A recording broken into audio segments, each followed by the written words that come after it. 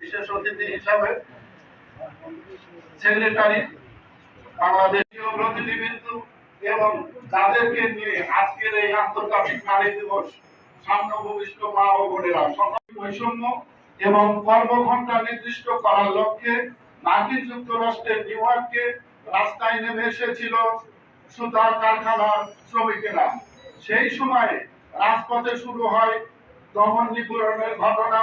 1909 সালের 28 ফেব্রুয়ারি সর্বপ্রথম নিউ ইয়র্কে নারী সম্মেলন অনুষ্ঠিত হয়।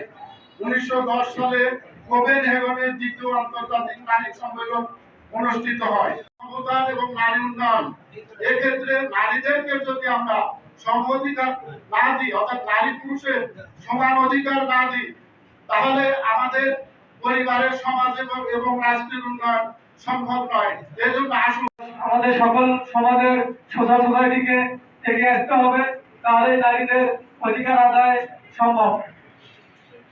আমরা বিভিন্ন রয়েছে সাগাটা উপজেলার বিভিন্ন দপ্তরের সম্মানিত দপ্তর প্রধানগণ, সাংবাদিক বৃন্দ, উপস্থিত রয়েছে এনজিওর সমন্বয়ক বৃন্দ।